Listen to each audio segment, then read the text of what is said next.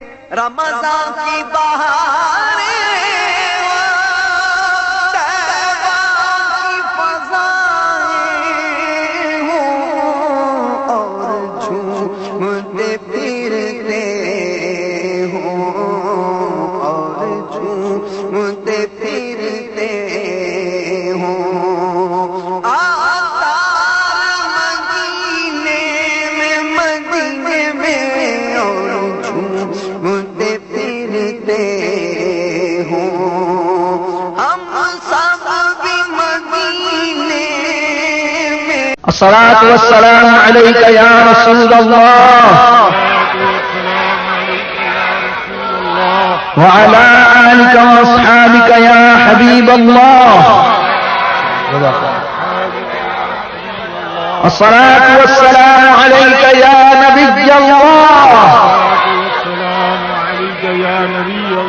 وعلى آلك وأصحابك يا نور الله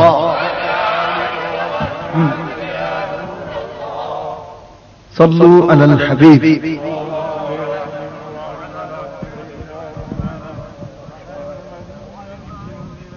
اللهم صل على سيدنا محمد طب القلوب ودوائها وعافية الأبدان وشفائها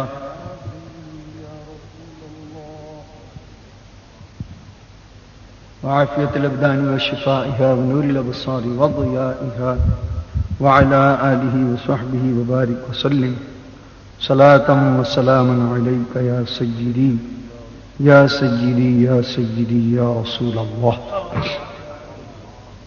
میٹھے میٹھے اسلامی بھائیوں اور مجھے پردے میں رہ کر سننے والی اسلامی بہنوں، خاموشی اور توجہ کے ساتھ بیان سماعت فرمائیں کہ لاپرواہی کے ساتھ ادھر ادھر دیکھتے ہوئے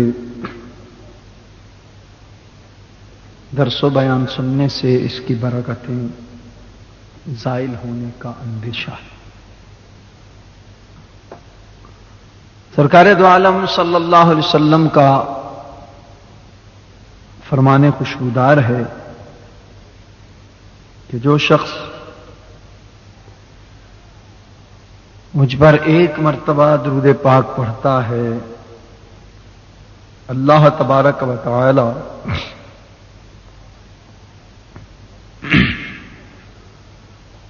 اس پر 10 مرتبہ رحمت نازل فرماتا ہے، اور کہیں فرمایا اللہ تعالیٰ اس پر 10 مرتبہ درود بھیجتا ہے، اور جو حضور صلی اللہ علیہ وسلم پر 10 مرتبہ درود پاک پڑھتا ہے اللہ تبارک و تعالی اس پر 100 رحمت نازل فرماتا ہے، اور جو نبی پاک صلی اللہ علیہ وسلم پر 100 مرتبہ درود پاک پڑھتا ہے اللہ تعالی اس کی دونوں آنکھوں کے درمیان یعنی پیشانی پر یہ لکھ دیتا ہے کہ یہ بندہ نفاق کی آگ سے اور جہنم کی آگ سے بری ہے. صلو علی الحبیب. اللہم صلی وسلم وبارک علی سیدنا ومولانا محمد معدن الجود والکرم وآلہ وبارک وسلم صلاۃ وسلام علیک یا سیدی یا رسول اللہ. خلیفہ عبد الملک کے پاس ایک شخص آیا اور کہنے لگا کہ اے خلیفہ میں نے بہت بڑا گناہ کیا ہے.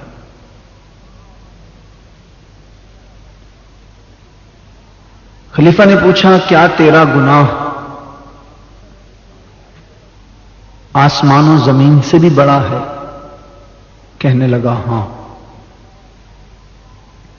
اس نے پھر پوچھا کیا تیرا گناہ لوح و قلم سے بڑا ہے؟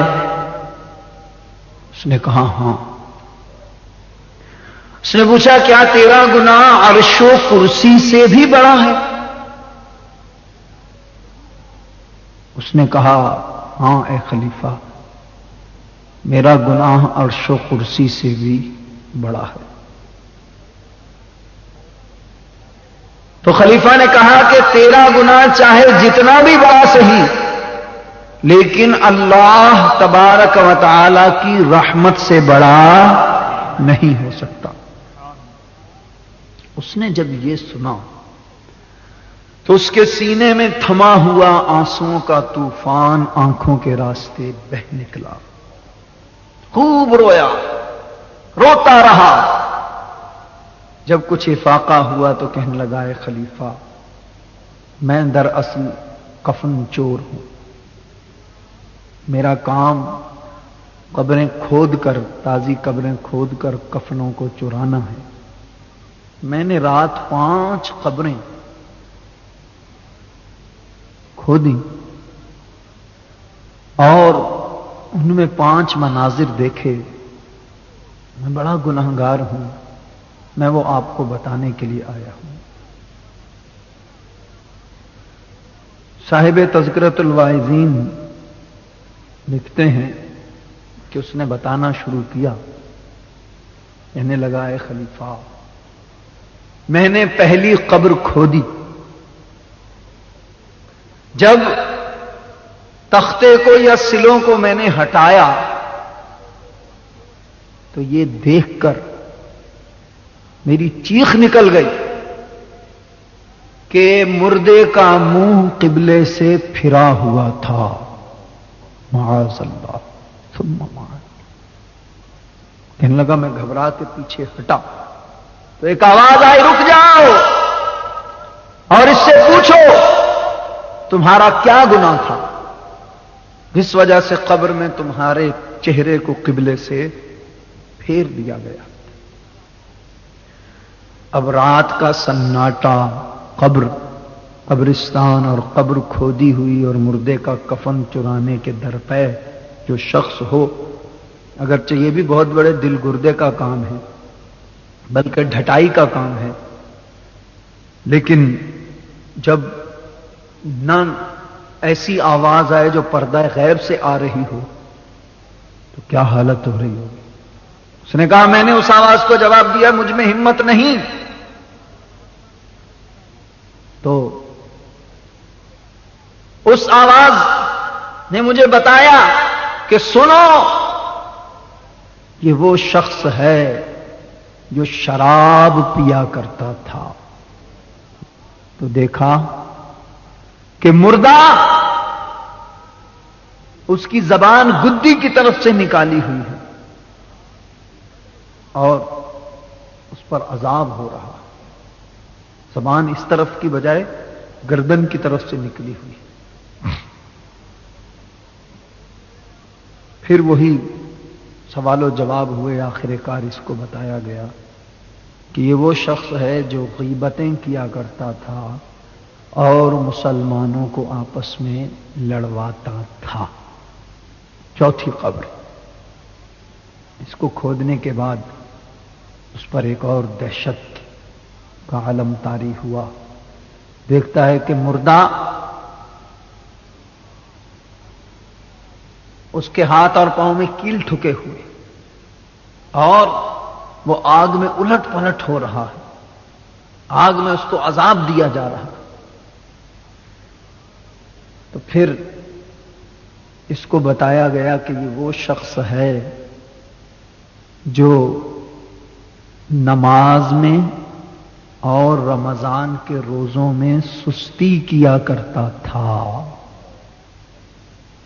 پانچویں جب اس قبر اس نے کھودی تو اس کا منظر سب سے مختلف تھا۔ اس نے دیکھا کہ ایک نوجوان ایک عالی شان تخت پر بیٹھا ہے، نورانی چہرہ ہے، اور وہاں نہر بہ رہی ہے، باغ لگا ہوا ہے، اور اس کی قبر جنت کا ایک باغ بنی ہوئی۔ پھر اس کو بتایا گیا کہ یہ وہ شخص ہے جس نے دنیا میں جوانی میں گناہوں سے توبہ کر لی تھی اور اللہ تعالی کا نیک بندہ بن گیا تھا۔ میرے پیارے اور محترم اسلامی بھائیوں اور مجھے پردے میں رہ کر سننے والی اسلامی بہنوں، اس واقعے کے سنانے کا مطلب کوئی قصہ کہانی بیان کرنا نہیں. ہو سکتا ہے اس میں تھوڑا بیان کرنے میں مجھ سے آگے پیچھے ہو گیا ہو، لیکن مین مقصد جو ہے وہ ہماری اصلاح ہے. سب سے پہلی بات، سب سے پہلی قبر کو جو اس نے کھودا تو اس بد نصیب کا چہرہ قبلے سے پھرا ہوا تھا. وہ کون تھا؟ وہ شرابی تھا، شراب پیا کرتا تھا. کیا آج یہ برائی ہمارے معاشرے میں موجود نہیں؟ بالکل ہے. اور ایسی لعنت ہے، یہ ایسی برائی ہے شراب کہ حضور سید عالم جانان عالم صلی اللہ علیہ وسلم نے اور آپ کے رب نے اس سے واضح طور پر منع فرمایا. جس کی حرمت کا حکم، جس کے حرام ہونے کا حکم قرآن سے ثابت، حدیث سے ثابت، اور اس کو ام الخبائث کہا گیا ہے، خباثتوں کی ماں. کیا؟ شراب. اس لیے کہ شراب پینے والا اچھے برے کی تمیز کھو بیٹھتا ہے. یہ انسان کو برباد کر دیتی ہے اور عقل اس کے پاس نہیں رہتی، سمجھ بوجھ نہیں آتی. شراب کے نشے کا عادی اس قدر ذلیل و رسوا ہو جاتا ہے کہ والعیاذ باللہ. بظاہر دنیا میں وہ طاقت رکھتا ہو، شہرت رکھتا ہو، روپیہ پیسہ رکھتا ہو، لیکن حقیقتاً ذلت اس کا مقدر ہے اگر اس نے توبہ نہ کی. قبر میں بھی اس کو عذاب ہوگا اور بروز محشر بھی، اور جہنم میں بھی ایک خاص طبقہ ہے جہاں پر شرابیوں کو ڈالا جائے گا. میرے پیارے اور محترم اسلامی بھائی، معاشرے کی یہ لعنت، آج یہ برائی بدقسمتی سے ہمارے مسلمانوں میں بھی بڑھتی چلی جا رہی ہے. دوستوں یاروں کے جھرمٹ میں بیٹھ کر ایک گھونٹ پی لیا، پھر اس سے زیادہ پی لیا. بعض یوں کہتے ہیں ہم غم کو غلط کرتے ہیں، ہم پریشانیوں کو بھلاتے ہیں. طرح طرح کے نفس نے ہیلے بہانے سکھا دیے ہیں. یاد رکھیں، یہ غم کو دور کرنا نہیں بلکہ غم کو بڑھانا ہے. اس لیے کہ حقیقتاً غم اور دکھ جو ہے، حقیقتاً مصیبت جو ہے، وہ اللہ اور اس کے رسول کی نافرمانی ہے. اور شراب کا حکم تو قرآن سے ثابت ہے. اس کو پینے سے یاد رکھیں، ایسا بندہ جو شرابی ہو وہ کسی کام کا نہیں رہتا. کروڑ پتیوں کو، لاکھوں پتیوں کو کنگال ہوتے دیکھا ہے شراب کے پیچھے. ہاروت و ماروت وہ فرشتے جو زمین پر آئے تھے، جن کو بھیجا گیا تھا، وہ ایک عورت پر عاشق ہوئے. اس عورت نے کہا میرا عیسائی مذہب قبول کر لو، میرے بت کو سجدہ کر لو، یا شراب پی لو، تینوں میں سے ایک کام کر لو.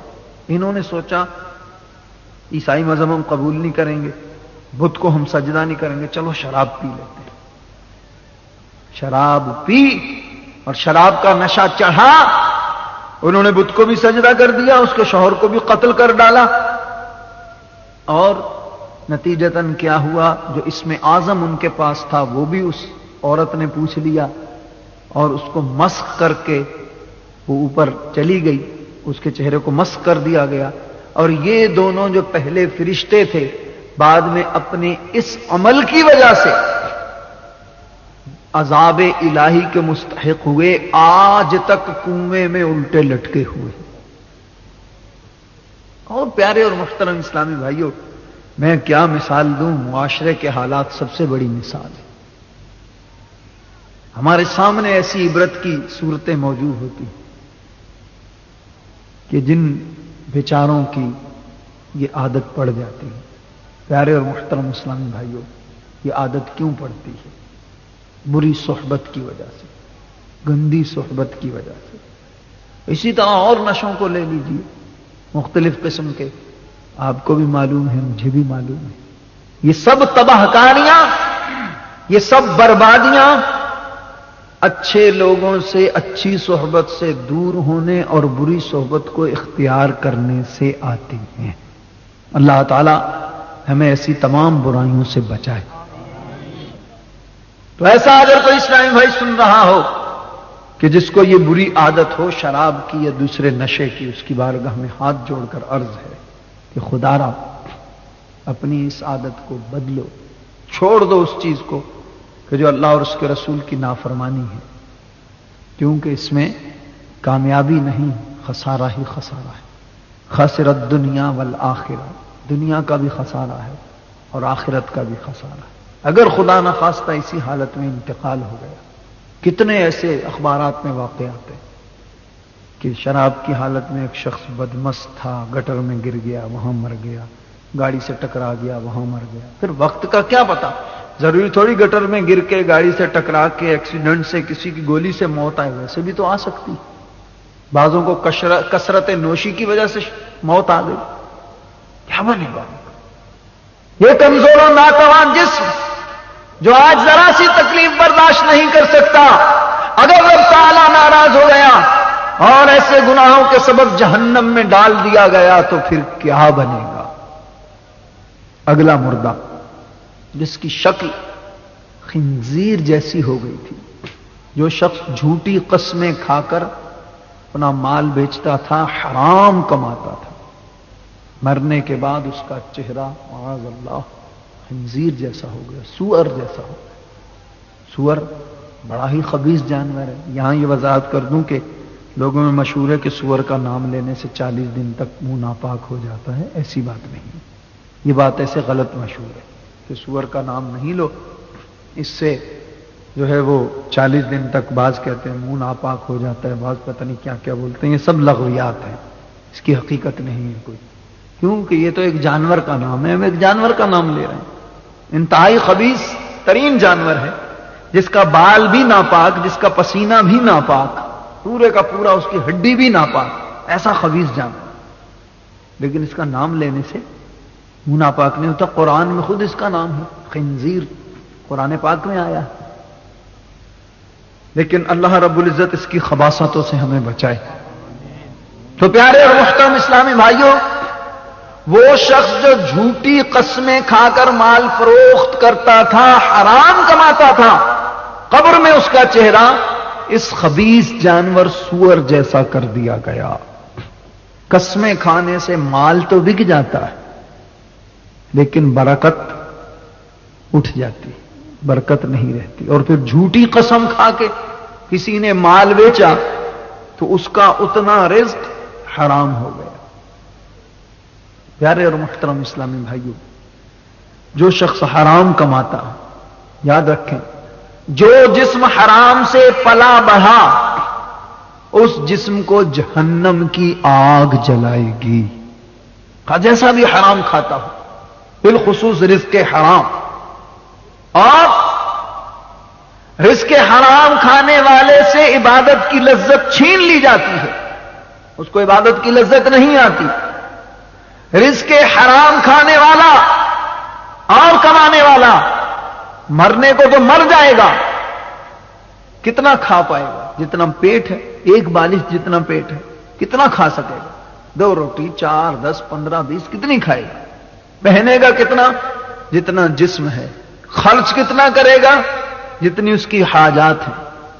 لیکن جب مر گیا تو اس کا روپیہ پیسہ جو پیچھے رہ جائے گا، اس پہ ورثاء قبضہ کر لیں گے، خاندان والے قبضہ کر لیں گے، اس کے حرام کمائے ہوئے سے وہ فائدہ اٹھائیں گے، اور قبر میں اس بد نصیب کو عذاب ملتا رہے گا۔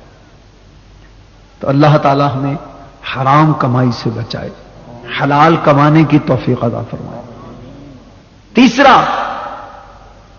تیسری قبر کو جب اس نے کھودا تو اس میں کیا دیکھتا ہے کہ اس شخص کی زبان کو گدی سے نکالا ہوا ہے اور اس کے کیل ٹھکے ہوئے، اس کا گناہ کیا تھا؟ یہ چغلی کھاتا تھا،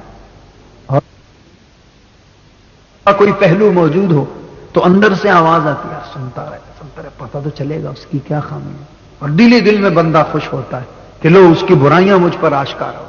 اے دوسرے کی برائیوں کو کھولنے والے، اور اے کسی کی برائیوں کو کھولنے پر خوشی کا اظہار کرنے والے، دوسرے کے عیبوں کو اچھالنے والے، لرز جا، سنبھل جا، کہیں ایسا نہ ہو کہ خالق کائنات جس نے تیری برائیوں کو چھپایا ہوا ہے، تیری خامیوں کو چھپایا ہوا ہے، اگر تیری خامیاں لوگوں کے سامنے آشکارا ہو گئیں، کسی کو منہ دکھانے کے قابل نہیں رہے گا۔ دوسروں کی خامیوں کو ٹٹولتا ہے۔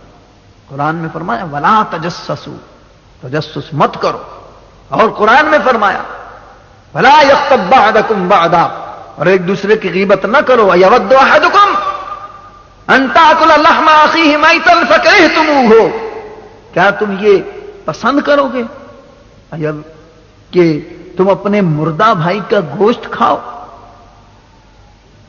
پھر فرمایا فکرہتموہ، تم اس سے کراہت کرو، تمہیں نفرت آئے گی اس سے۔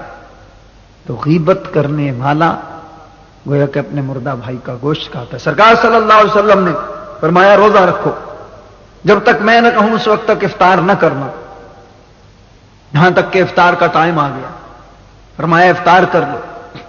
آپ کی بارگاہ میں عرض کیا گیا یا رسول اللہ 2 لڑکیاں ہیں، ان کے بارے میں کیا حکم ہے؟ فرمایا عرض کی گئی یا رسول اللہ ان کو بہت تکلیف ہے، قریب المرگ ہیں، آپ حکم دیں تاکہ وہ افطار کریں۔ سرکار صلی اللہ علیہ وسلم نے فرمایا یہ برتن لے جاؤ، ان کو بولو کہ اس میں قے کریں۔ جب انہوں نے قے کی تو اس میں گوشت کے چھیچڑے نکلے۔ آپ صلی اللہ علیہ وسلم نے فرمایا انہوں نے روزہ رکھا، اور روزہ رکھ کے ایک دوسرے کے پاس بیٹھ گئی اور لگی دوسروں کی برائیاں کرنے، تو یہ دن بھر تو گوشت کھاتی رہی ہیں، ان کا روزہ کس کام کا؟ روزے میں غیبت کرنے سے، چغلی کھانے سے روزہ منہ کا چلا جاتا ہے، روحانیت ختم ہو جاتی ہے۔ روزے میں بدنگاہی کرنے سے، روزے میں جھوٹ بولنے سے، الٹے سیدھے کام کرنے سے روزے کی برکت چلی جاتی ہے۔ میرے پیارے اور محترم اسلامی بھائیو، اللہ تعالی ہمیں ان سب گناہوں سے بچائے۔ تو چغلی جو ہے، چغلی بڑا ہی گھناؤنا فعل ہے، بہت گھناؤنا، ایسا امام غزالی فرماتے ہیں کہ 2 رخان، قیامت والے دن اس کی آگ کی 2 زبانیں ہوں گی، تیرے سامنے تیرا، میرے سامنے میرا۔ یاد رکھو جو آپ کے سامنے کسی کی برائی کر رہا ہے وہ اس کے سامنے آپ کی برائی بھی کرے گا۔ اس ضمن میں آپ نے ایک حکایت لکھی، بات تھوڑی سی طویل ہو جائے گی لیکن سمجھانے کے لیے عرض کر رہا ہوں۔ ایک غلام بک رہا تھا، ایک شخص اس کو خریدنے گیا، اس کے آقا نے اس کو کہا کہ یہ بڑا اچھا غلام ہے، بڑی اس میں خوبیاں ہیں، لیکن ایک خامی ہے۔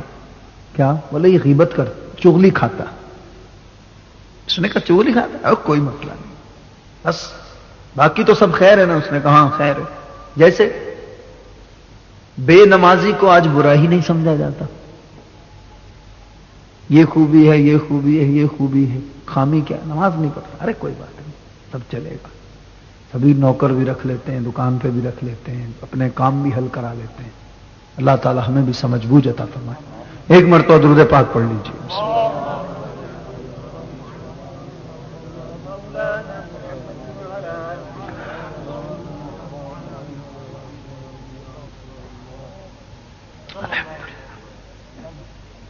غیبت کرتا ہے اور چغلی کھاتا ہے۔ اب اس غلام کو اپنے گھر میں لے آیا، بڑا اچھا رہ رہا ہے، خدمت کر رہا ہے۔ اس نے کہا یار بڑا اچھا غلام ہے۔ اب اس کی جو فطری عادت تھی نا چغلی کی، اس نے اس کو مجبور کیا، کیونکہ عادت سر کے ساتھ ہوتی ہے اور ہر شخص اپنی عادت سے مجبور ہوتا ہے۔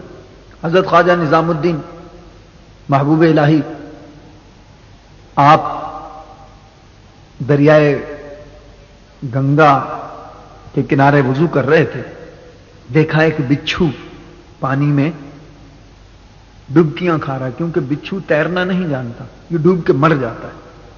آپ نے یوں پانی میں اپنا ہاتھ ڈالا اور اس بچھو کو اپنے ہاتھ پر پکڑ کے اور اچھال کر کنارے پر پھینکنا چاہا۔ جب ہاتھ پر آیا تو بچھو اپنی عادت سے مجبور ہے، اس کے سامنے جو چیز آئے وہ اس کو ڈنک مارتا ہے۔ بچھو نے ڈنک مارا، آپ کے ہاتھ پہ لرزہ طاری ہوا، ہاتھ نیچے آ گیا۔ پھر آپ نے ہاتھ کو اٹھایا، پھر اس نے ڈنک مارا، پھر آپ کا ہاتھ مبارک نیچے آیا، وہ پانی میں گر پڑا۔ خادم نے آپ سے عرض کی، حضرت اس مردود کو جانے دیں، یہ مسلسل آپ کو ڈنک مار رہا ہے، اس کو مرنے دیں۔ آپ نے فرمایا کیا کروں، وہ اپنی عادت سے مجبور ہے، میں اپنی عادت سے مجبور ہوں۔ اس کی عادت ہے ڈنک مارنا، میری عادت ہے ڈوبتے کو بچانا۔ ہر شخص اپنی عادت سے مجبور ہوتا ہے، وہ بھی اپنی عادت سے مجبور تھا۔ اس نے کیا کیا، سیٹھ صاحب کی آقا کی بیوی کے پاس آیا اور کہنے لگا، دیکھیں جی میں تو آپ کا بڑا خیر خواہ ہوں، آپ کا نمک خوار ہوں، یوں ہوں یا ہوں، مگر کیا کروں، بات آپ کو بتائے بنا مجھے چین نہیں آتا۔ ایسی بات ہے کہ آپ یقین نہیں کریں گی، میں کیسے آپ کو، ایسے لوگ ایسی چکنی چپڑی باتیں کرتے ہیں، بڑے ہائی کلاس کے ڈائلاگ بولتے ہیں۔ تو اس نے اس قسم کی باتیں کرنا شروع کر دی۔ اس کی بیوی نے کہا کچھ تو بتاؤ۔ نہیں آپ یقین نہیں کریں گے، کچھ تو پتا چلے، مجھے معلوم تو ہو۔ اس نے کہا اصل میں بات یہ ہے کہ آقا ہے نا سیٹھ صاحب، یہ کسی اور عورت میں دلچسپی لے رہے۔ ارے، اور اس نے جب یہ سنا اس کے تو پاؤں تلے زمین نکل گئی۔ وہی عورت جب یہ سنے گی تو اس کا کیا حال ہوگا۔ اس نے کہا اچھا، بس میں تو آپ کا خیر خواہ ہوں۔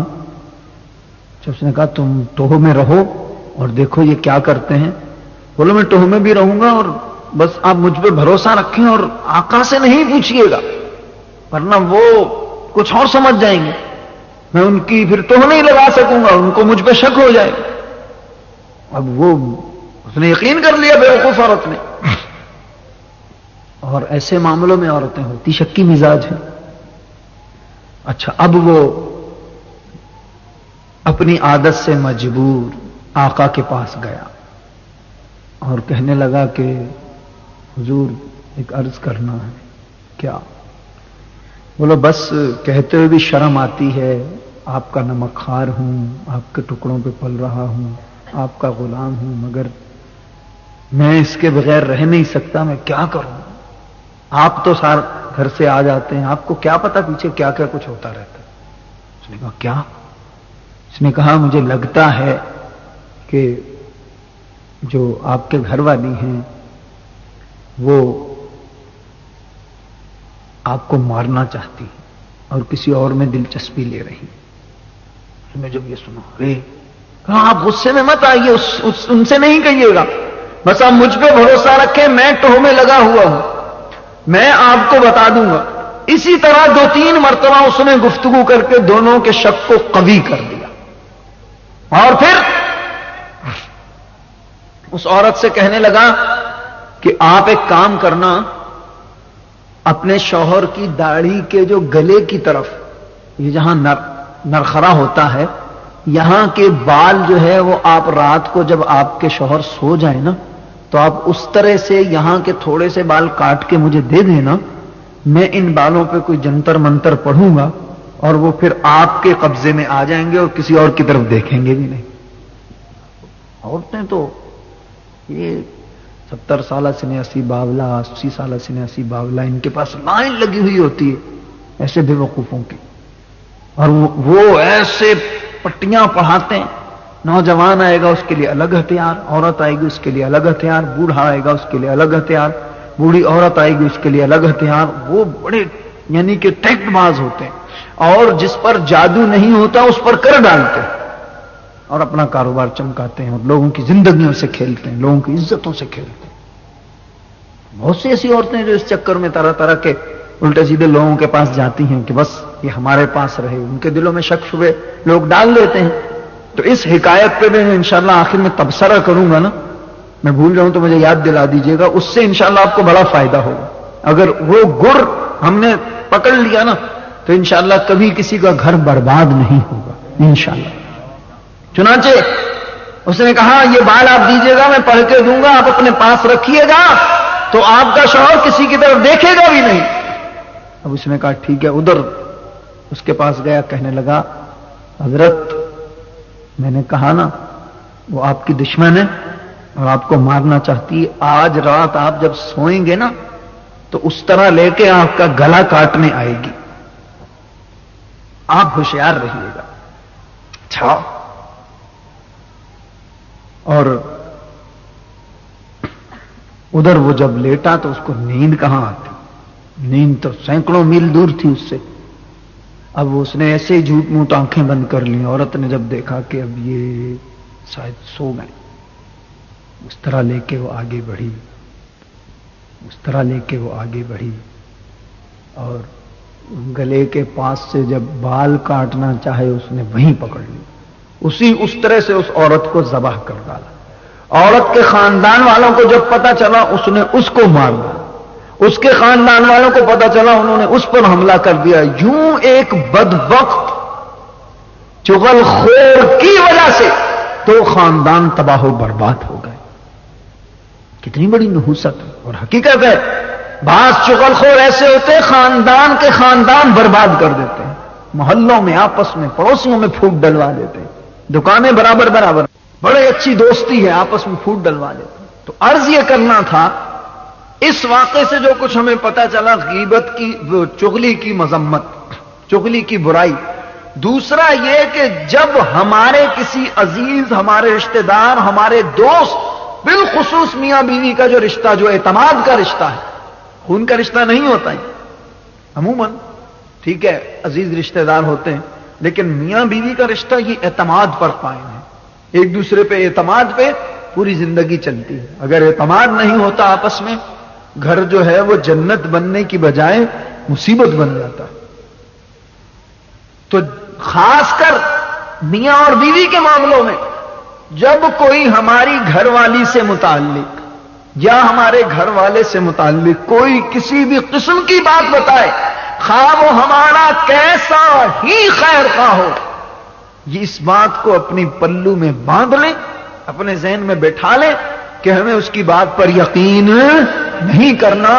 ہمت ہے اس سے ڈائریکٹ پوچھو اور اس کو کہو آؤ میرے ساتھ آؤ، سامنے بات کرو. لوگ اس طرح خاندانوں کے خاندان برباد کر دیتے ہیں. معاشرے میں اس قسم کے واقعات کتنے ہیں، ہر خاندان میں اس قسم کا واقعہ پھیلا ہوا ہے کہ لوگوں نے لڑوا کے جب اچھوں کو دور کرا دیا، صرف یہ کہ ہماری بات بن جائے، ہماری ضد اپنی انا کے لیے. اور ویسے بھی عام زندگی میں بھی ہم آپس میں عزیز دار نہیں بھی ہیں. جب بھی اگر میرے متعلق کسی نے آپ سے کہا کہ جی وہ آپ کو یوں کہہ رہا تھا، تو اب آپ کا یہ فرض بنتا ہے میرے سے کنفرم کر لیں، اس پہ یقین نہ کریں. اللہ تعالی ہمیں سمجھ اور بوجھ عطا فرمائے. تو گھروں میں اس قسم کے واقعات ہوتے رہتے ہیں. اگر ہم سمجھ بوجھ سے کام لیں گے تو انشاءاللہ بربادی نہیں ہوگی. اگلا مردہ جو تھا آگ میں الٹ پلٹ رہا تھا اور اس کو گرزوں ہتھوڑوں سے مارا جا رہا تھا، اس کا گناہ یہ تھا کہ روزہ رمضان میں اور نماز میں سستی کیا کرتا تھا. آج دیکھو وہ کیا کرتا تھا، روزے میں اور نماز میں سستی مت کریں، بولیں، بولنے میں تو سستی نہ کرو. وہ روزے رمضان میں اور نماز میں کیا کرتا تھا، سستی کرنے والے کی یہ سزا جو بدنصیب سرے سے پڑھے ہی نہیں، اس کی کیا سزا ہوگی. حدیث پاک میں ہے بے نمازی پر اسجع الاقرا، گنجا سانپ مسلط کر دیا جائے گا، جو اس کو فجر قضا کرنے پر ظہر تک ڈسے گا. ایک مرتبہ ڈسے گا مردہ، 70 ہاتھ زمین میں چلا جائے گا، پھر وہ نکالے گا اس کو، پھر ڈسے گا، ظہر قضا کرنے پر عصر تک، عصر قضا کرنے پر مغرب تک، مغرب قضا کرنے پر عشاء تک، عشاء قضا کرنے پر فجر تک ڈستا رہے گا، یہ اس بدبخت کو عذاب ہوگا جو نماز نہیں پڑھتا۔ بہت سے ایسے لوگ ہیں نماز نہیں پڑھتے، ادھر ادھر بیٹھ کے وقت گزار رہے ہیں، دوستوں کے ساتھ گھوم رہے ہیں، پھر رہے ہیں، اپنے اور قیمتی وقت کو فضول کاموں میں، یہاں تک کہ گناہوں بھرے کاموں میں صرف کر رہے ہیں، نماز نہیں پڑھتے۔ پھر روزہ رمضان میں سستی۔ اب رمضان کا روزہ بھی فرض ہے، آج کل رمضان ہے، جو ایک رمضان کا روزہ جان بوجھ کر چھوڑتا ہے 9 لاکھ سال تک جہنم میں جلتا رہے گا۔ اب لوگ کیوں چھوڑ دیتے ہیں؟ مرض نہیں ہوتی، پان کی عادت ہے، وہ نہیں چھوٹتی، طبیعت خراب ہو جائے گی۔ سگریٹ کی عادت ہے، صبر نہیں ہوتا، جی ہمیں گیس ہو جاتا ہے، ہم سگریٹ نہیں پیے ہمیں گیس ہو جاتا ہے۔ سب خالی بے وقوفی والی بات ہے۔ اپنا نفس جو مشورے دیتا ہے نا اس پر عمل کر لیتے ہیں۔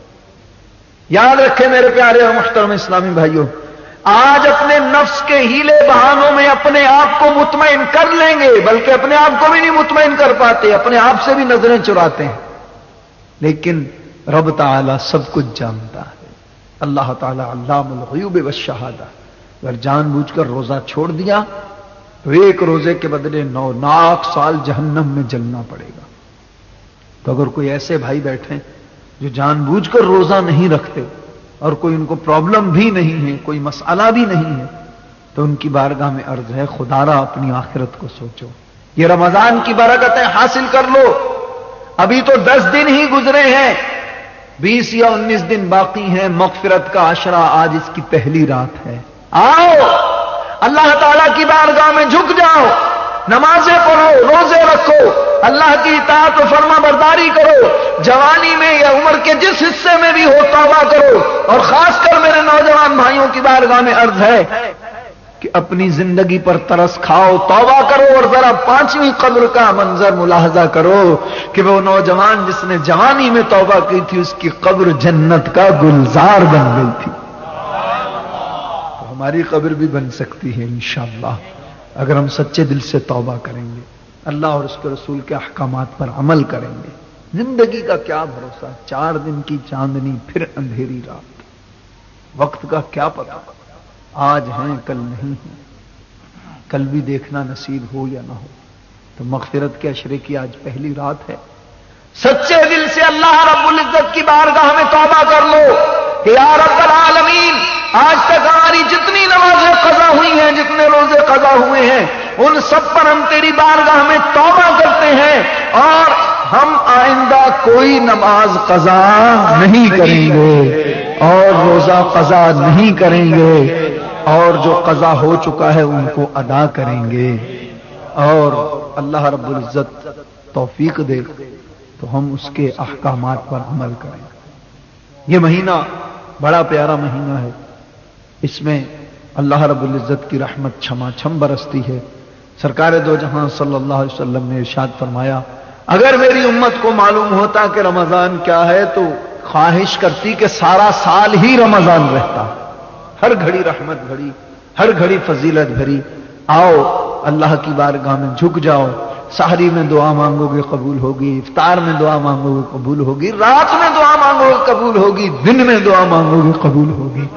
اللہ تعالیٰ ہر وقت دعا کو قبول فرماتا ہے۔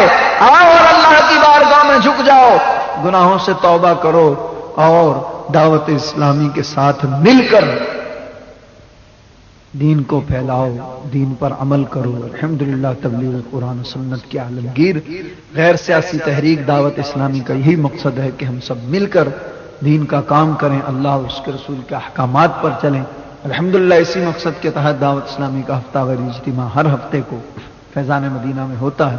رمضان المبارک میں اجتماع تراویح کے بعد ہوتا ہے۔ اسلامی بہنیں بھی سماعت فرما رہی ہیں، الحمدللہ اسلامی بہنوں کا اجتماع ہر اتوار کو فیضان مدینہ میں دن کے 11 بجے سے لے کر 1 بجے تک ہوتا ہے۔ اللہ تعالی ہم سب کو دین کی سچی خدمت کی توفیق عطا فرمائے۔ جن جن گناہوں کا ذکر ہوا ان سے اور بھی جتنے گناہ ہیں اللہ تعالیٰ سب سے ہم سب کو بچائے اور ہمارے معاشرے کو اچھا کر دے۔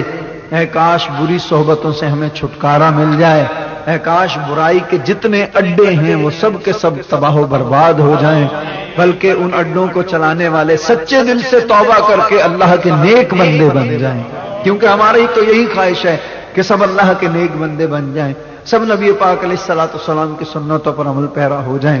ہماری کسی سے دشمنی نہیں ہے، ہمیں کسی سے کوئی بیر نہیں ہے۔ اللہ رب العزت سب کو ہدایت عطا فرمائے، سب کو اخلاص و استقامت اور ایمان و عافیت کی دولت سے نوازے، آمین ثم